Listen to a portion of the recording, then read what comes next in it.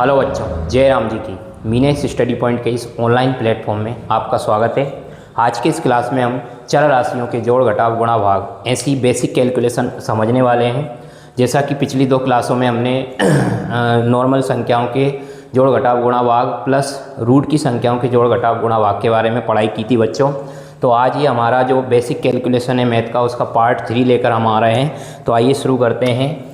चर राशियों के जोड़ घटाव गुणा भाग किस प्रकार से करेंगे, इस क्लास को पूरा ध्यान से आप देखिएगा। उदाहरण के साथ, एग्जाम्पल के साथ हम आपको बच्चों समझाएंगे और आप उसको अच्छे से समझ के अगर नोट करना हो तो नोट भी करिएगा। जैसे पहला एग्जाम्पल है आपका, हमने लिया बच्चों यहाँ पे 4x और प्लस लिखा है 8x। तो कुछ नहीं, ये 4x है और 8x है, दोनों जोड़ के हो जाएंगे बच्चों 12x। सिंपल सा, बहुत ही बेसिक सी चीज़ है, ठीक है। अब अगर मान लो यही बात ऐसे लिखी होती बच्चों -4x प्लस 8x, तो आपको बताया गया है कि जब दोनों संख्याएं प्लस की होती तो जोड़ते हैं, प्लस का आंसर आता है फर्स्ट एग्जाम्पल में। सेकंड वाले एग्जाम्पल में बच्चों एक संख्या -1 प्लस है, अर्थात जब एक संख्या -1 प्लस होती है तो हमने पहली क्लास में आपको बताया था हमेशा घटाते हैं। चाहे चर राशि का जोड़ घटाव गुणा भाग कर रहे हो, चाहे नॉर्मल संख्या का, चाहे रूट वाली संख्या का, चाहे दशमलव किसी भी प्रकार का कर रहे हो, तो एक माइनस और एक प्लस है तो घटाएंगे। 8 में से 4 गए तो 4 बचेंगे बच्चों, और एक साथ में लिखा है 2 हो जाएगा, और प्लस की संख्या बड़ी है तो प्लस का आंसर आ जाएगा। यही बात अगर यूँ होती कि 4x माइनस 8x, इस केस में बच्चों 1 प्लस 1 माइनस से घटाना है, लेकिन इस बार माइनस का 4x आंसर आएगा क्योंकि माइनस की संख्या यहाँ पर बड़ी है। अगर ये बात बच्चों ऐसे लिखी होती -4x माइनस 8x, तो दोनों संख्याएं इस केस में माइनस की है, तो भी जब दोनों माइनस की होती है बच्चों तो भी जोड़ते हैं हम, और आंसर आएगा यहाँ पर माइनस का 12x। यानी कि दोनों प्लस होगी तो भी जोड़ना है, दोनों माइनस होगी तो भी जोड़ना है। प्लस वाले केस में प्लस का आंसर, माइनस वाले केस में माइनस का आंसर, और 1 प्लस 1 माइनस होगी तो बच्चों घटाना है, बड़ी संख्या वाला चिन्ह आएगा, ठीक है। इसी प्रकार से आप कोई भी चर राशि ले लीजिए, x y z ABCD कुछ भी लिखा हो साथ में, जैसे लिखा है -12y लिखा है, प्लस के 2y लिखा है, तो आंसर 1 माइनस 1 प्लस 12 में से 2 गए तो 10 बचे, माइनस का आंसर आएगा, और y लिखा है तो बगल में लिख दिया। यानी कि चर राशि में जोड़ने घटाने पे वो जो भी चर राशि होती है वो बेसिक वैसी साथ में आ जाती है, सिर्फ संख्याओं को जोड़ना और घटाना रहता है। जैसे यहाँ पर लिखा है हमारे पास -100x² लिखा है, प्लस के 8x² लिखा है। अब बच्चों ये दोनों x² है, इसीलिए जुड़ेंगे या घटेंगे, यानी कि यहाँ पर आपका -92x² आ जाएगा। लेकिन बच्चों अगर ये बात ऐसे होती -100x² प्लस 8x, तो इसका आप कुछ भी नहीं कर सकते, यही इसका आंसर आएगा। यानी कि ये x² और ये x है, ये आम है और ये सेप्पल है, यानी कि एक आम और सेप्पल में से आप आपस में जोड़ घटाव गुणा भाग नहीं कर सकते। इसलिए बच्चों ये आपको ध्यान रखना है, चर राशि सेम होगी तो ये हम जोड़ेंगे या घटाएंगे, वरना वैसा का वैसा ही आंसर रहेगा। जैसे चलो जैसे मान लो बच्चों यहाँ पर ऐसा होता, सपोज करो इस टाइप से माइनस के 8x प्लस के 2x माइनस के 3x² प्लस के 4x माइनस के 8x², ऐसा कुछ लिखा होता। इस पूरे का कैलकुलेशन करने वाले हम। देखो बच्चों क्या होगा, माइनस का 8x है प्लस का 2x है, यानी दोनों x और x यानी आम और आम है, तो ये बच जाएंगे माइनस के 6x।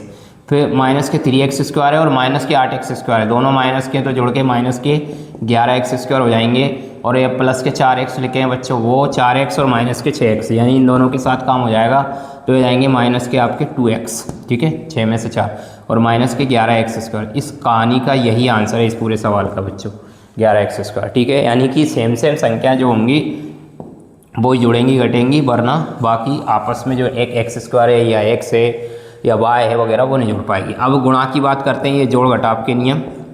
गुणा के लिए देखो बच्चों, गुणा के लिए सेम नियम यूज होंगे।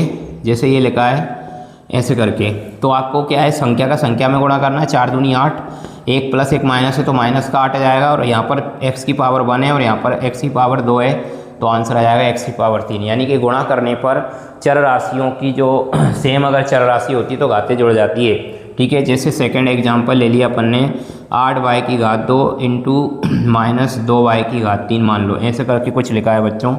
तो 8 दूनी 16, माइनस के 16 आना है और y की घात 5 आना है, ठीक है। ये 2 और घात 3, यदि घात कुछ भी नहीं होती मतलब 1 होती है, वहाँ पे उसको 1 माना जाता है। जैसे ये लिखा है 6y इंटू 6y, तो आपका 6 36 वाई स्क्वायर आ जाएगा, एक घात यहाँ मान ली जाएगी, एक घात यहाँ पे मान ली जाएगी। इस प्रकार से गुणा करने में घातें जुड़ जाती है बच्चों, अगर सेम सेम होती है। अगर सेम नहीं होगी तो देखो ऐसे होगा, जैसे सपोज करो 5xy इंटू 4z लिखा है मान लो, तो इस केस में क्या होगा, संख्या का संख्या में गुणा, 4 पंजे 20 और यहाँ पे एक्स वाई जेड, ऐसे कैसे आ जाएंगे, एक्स वाई जेड। यहाँ पे अलग अलग चर राशि थी। जैसे एक उदाहरण और बताता हूँ मैं आपको, 5x की घात 2 इंटू 5y की घात 3, ठीक है। तो ऐसे नहीं होगा कि एक्स वाई की घात 5 आ जाएगी, इसमें होगा 25 x की घात 3 और y की घात 3, वो ऐसा कैसे लिखा हो जाएगा।